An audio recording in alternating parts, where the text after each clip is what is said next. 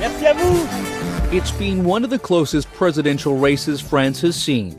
As the campaign neared its end, many polls showed independent candidate Emmanuel Macron clinging to a tiny lead after running on a centrist pro-European Union platform.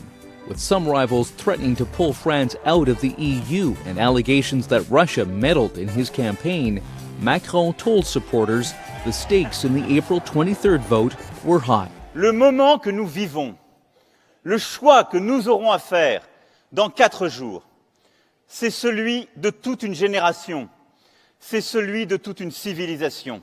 With the fear of a terrorist attack hanging over the campaign, security was tight for one of the final rallies held by the far-right National Front candidate Marine Le Pen.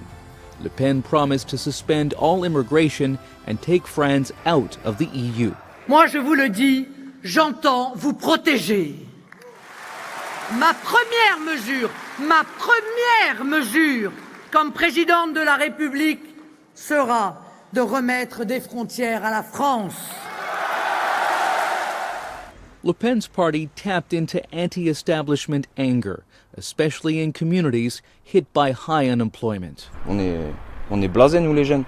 Y a rien. But Le Pen's anti-immigrant, anti-Muslim rhetoric sparked demonstrations, which sometimes turned violence. Si Marine Le Pen passe en tant que président, les gens ils vous disent comme quoi je suis sûr qu'ils vont retourner chez eux. Il y a beaucoup de gens qui ont peur. Many also criticized Le Pen's cozy relationship with Russian President Vladimir Putin and her pledge to pull France out of the NATO military alliance. Et maintenant, à Paris.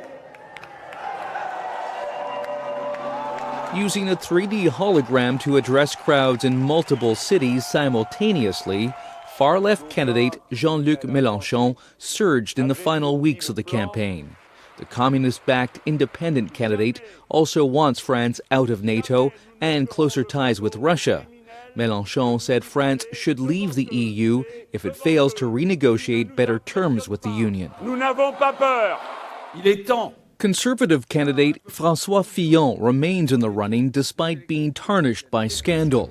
Once the man to beat, Fillon was accused of funneling hundreds of thousands of euros in public cash for fake jobs for family members.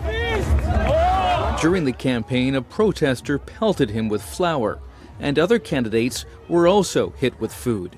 Fillon's jobs scandal contributed to the increasing cynicism of an angry electorate. Qu'ils soient de gauche ou de droite, c'est tous les mêmes. C'est des arrivistes et ils sont là pour aller au pouvoir et c'est tout. It's unlikely any candidate will get more than 50% of the vote needed to win the election in the first round. The top 2 candidates will advance to a presidential runoff vote on May 7th.